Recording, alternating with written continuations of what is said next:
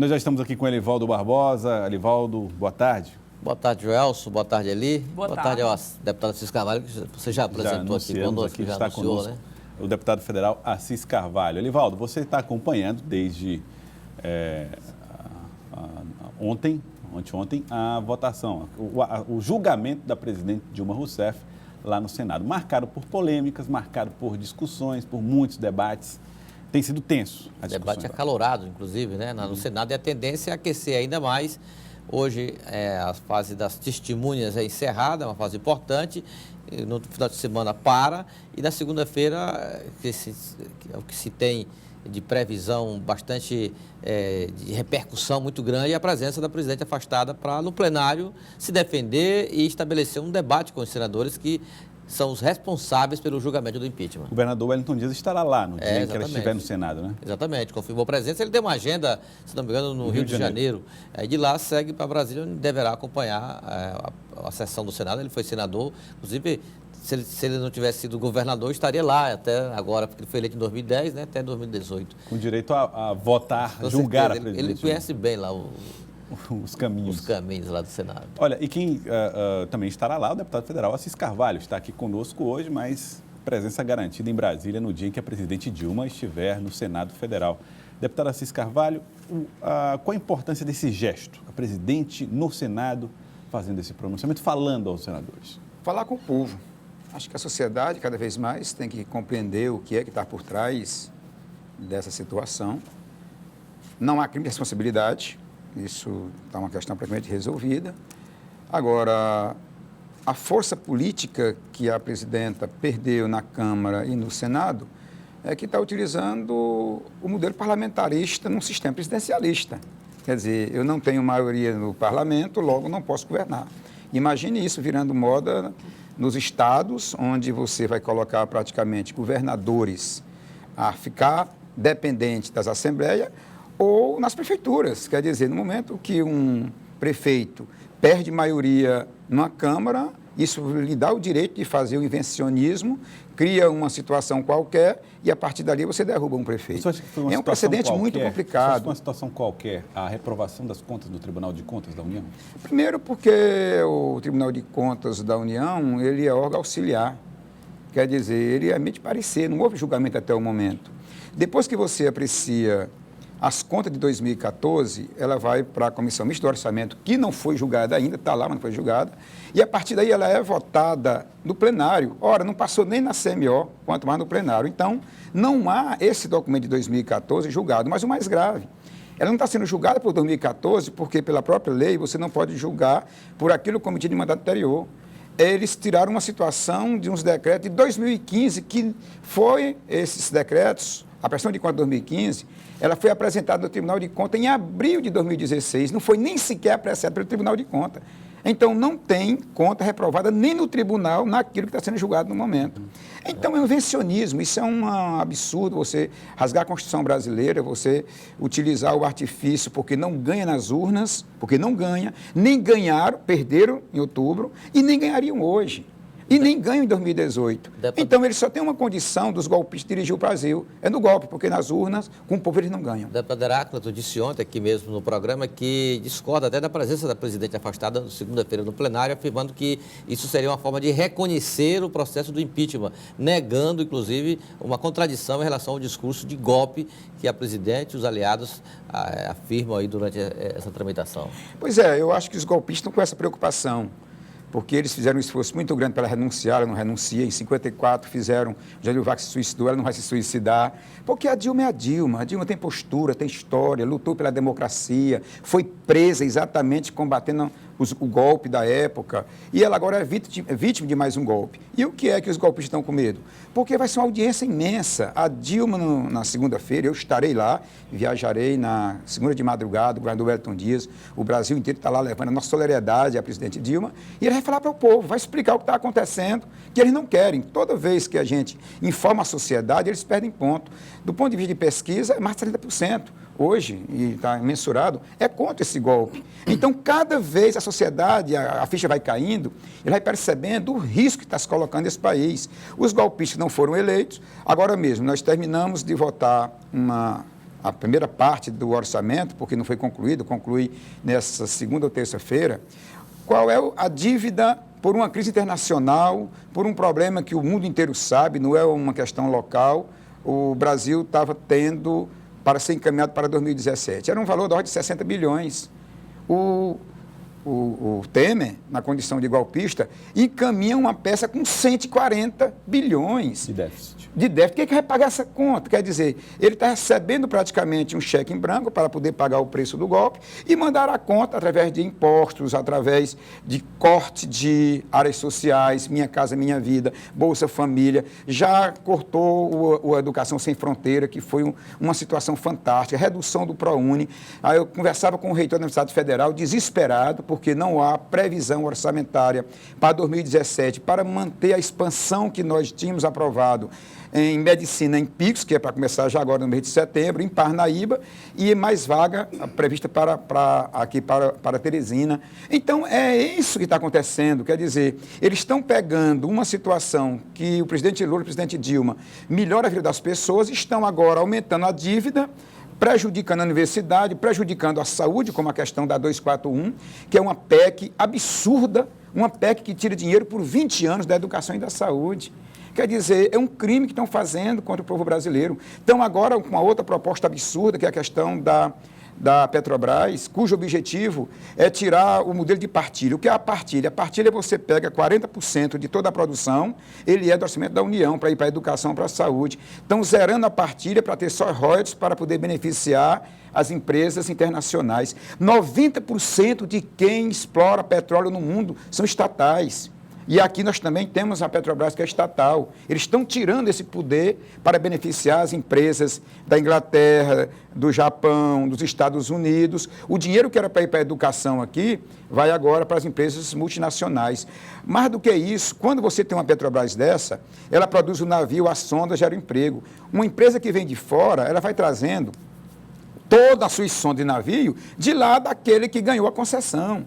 Então, gente, é você colocar o Brasil de novo de joelho na frente do FMI, na frente dos norte-americanos principalmente. Então, o que nós estamos perdendo com esse impeachment é autonomia. O Brasil está perdendo a sua autonomia como foi outrora. Então, o povo não pode dizer a mim um absurdo desse. Deputado, boa tarde. Os telespectadores aqui perguntando como é que está o clima lá em Brasília diante dessa expectativa da próxima segunda-feira. Veja só, do ponto de vista de povo, do ponto de vista de sentimento, há praticamente uma posição clara que não há crime de responsabilidade. Se o julgamento fosse jurídico, ela estava resolvida. Como é político, está tenso. Hoje a gente trabalha com 48 senadores com posições bem definidas, que votam em qualquer situação a favor do golpe. Nós temos aí em torno de 20 a 22 que nós contamos que estão bem definidas contra o golpe, mas temos ainda alguns senadores que, quando você conversa, tem uma posição, quem tem outra. Quer dizer, eu acho que está havendo um certo leilão também, por conta do Temer, pressionando esses senadores que não se manifestaram Quem está bancando esse leilão? Olha, nós temos 140 bilhões do orçamento que tem esta finalidade de beneficiar golpistas. Porque isso é dinheiro que você está comprando voto. O presidente comprando voto. Isso é uma questão clara. O que esse presidente está fazendo, em fazendo um entreguismo do nosso patrimônio, tem a finalidade. Quando você entrega a Petrobras, você está fazendo exatamente o jogo de quem é a favor do golpe. E são as multinacionais que estão financiando situações como essa. Então, a questão é muito maior. Nós temos hoje com 12 milhões de desemprego, por conta exatamente da situação da Lava Jato, com a sua seletividade, está pegando hoje e liquidando praticamente empresas nacionais, beneficiando as empresas internacionais. Então, isso é um jogo de interesse muito grande, não é uma coisa qualquer. É tirar a autonomia do povo brasileiro para entregar o nosso país aos interesses norte-americanos. Deputado, essa semana o senhor enfrentou uma condenação na Justiça Federal que lhe obriga a pagar R$250 mil em multa e lhe coloca uma punição de 5 anos de perda dos direitos políticos por causa de uma suposta licitação não feita, não realizada e da notícia de uma situação de emergência para compra, para fechar um contrato na Secretaria e que não ficou confirmada segundo a Justiça. Como é que o senhor recebeu essa informação e essa perda de direitos políticos lhe prejudicará em quê? Muita tranquilidade. Faria tudo de novo para salvar vidas humanas. Repetiria o gesto? Sem tirar uma vírgula. Porque isso aqui é uma questão de primeira instância, não se sustenta em grau de recurso. um processo de 2008. Por quê? Porque eu cheguei em abril de 2007 na saúde, tinha uma empresa que fazia parte de um esquema dentro da saúde com dezenas de anos, com 14 contratos. Ao passo que essa empresa foi vencendo os contratos, ou eu fazia emergencial com ela, ou fazia com outro, porque senão não teria alimento no Getúlio Vargas, não teria maca, as pessoas morreriam e a vida, para mim, é a coisa mais importante. Tanto que a própria decisão reconhece que não houve benefício pessoal, reclama apenas porque eu fiz um contrato emergencial para salvar vidas humanas. Ora, mas como é que eu ia fazer? Ou eu fazia com ela com 10%, ou fiz a que eu fiz com 3%, com a economia de 14 mil reais. Considerado improbidade administrativa. Pois isso. Então, o que acontece? Eu estou dizendo que não se sustenta porque era um emergencial e não falsa emergência. Emergencial mesmo, obrigatória. Mas mais do que isso, com parecer da PGE.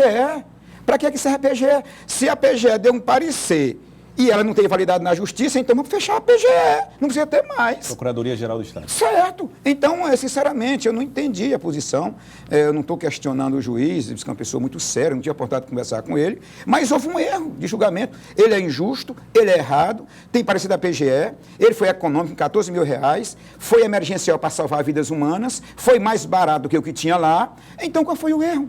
Eu faria tudo outra vez, do mesmo jeitinho, porque para salvar uma vida humana, eu não tenho medo de processo. Agora, você nunca vai ter um processo contra mim, é roubando, né? É me beneficiando. Se você não tem. Agora, para defender a vida, não tenho dúvida nenhuma. Se for para salvar uma vida humana, eu pago qualquer preço. E o recurso? O recurso judicial? Não, aí não foi publicado ainda. E essa é outra questão de um cenário interessante. Esse processo, eu tomei conhecimento na semana passada, na segunda-feira, antes de ser publicado, ele já está na mídia. Isso é que está deixando a imagem do Ministério Público ruim. Porque eles fazem política.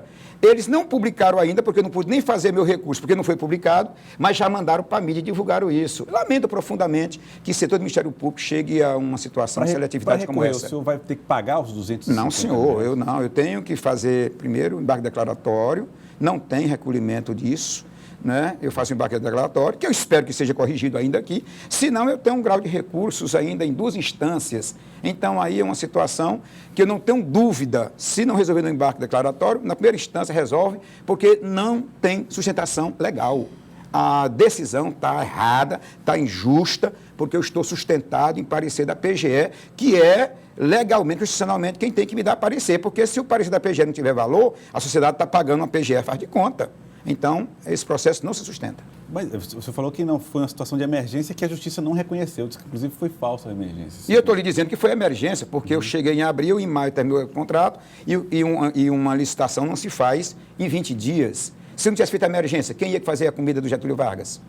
Quem ia fazer a comida do Natan Portela? Quem ia fazer a comida da maternidade? Quem ia pegar as macas que são emergencial para poder salvar vidas humanas? Meu amigo, eu fiz uma emergência obrigatória. Não é falsa emergência, é emergência mesmo, sob pena de centenas de pessoas morrerem. Aí sim, eu estaria cometendo um crime. Então, não tem isso. Estou te colocando que se sustenta, porque a posição foi equivocada. Acredito que o juiz não tenha atentado bem. E a denúncia do Ministério Público é uma denúncia puramente política. Não tem outra fundamentação. Porque é uma emergência política, porque é uma emergência que foi feita com parecer da PGE.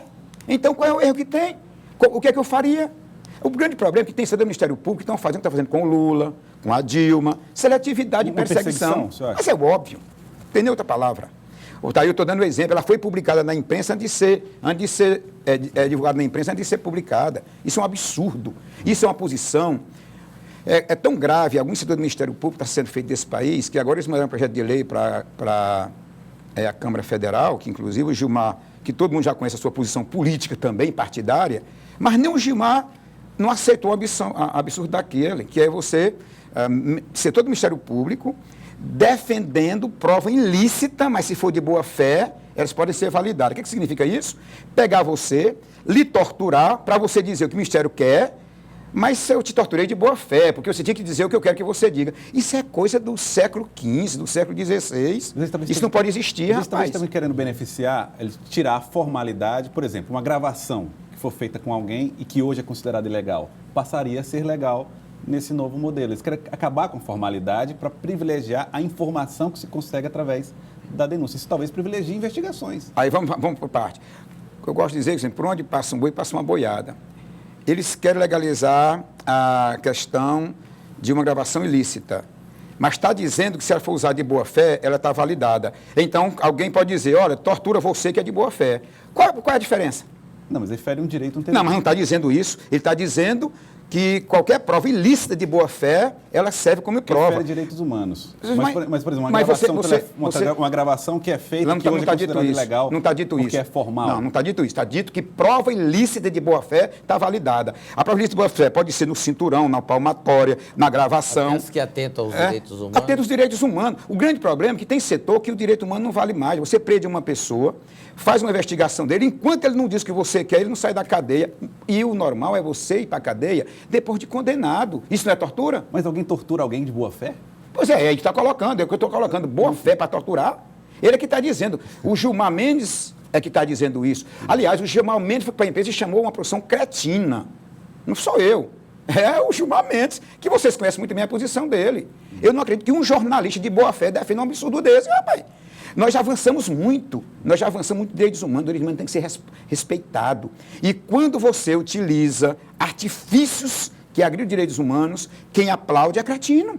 Não pode defender um absurdo desse. Nesse ponto, em que pesa a minha discórdia de Gilmar Mendes, eu sou obrigado a concordar com ele. Concordou com ele. É claro, porque eu sou contra todo tipo de tortura. Nós já passamos essa fase. Então, nós temos setores que estão tão arcaico, sabe? Setores que estão tão atrevido que chega a defender um absurdo desse. E não acha que estão correto. Tá certo. E eu vou defender um absurdo desse? Não posso. Tá certo. Deputado, muito obrigado pela sua presença aqui no Jornal do Piauí. Muito obrigado mesmo. Eu que agradeço, estou sempre à disposição. Obrigado, deputado.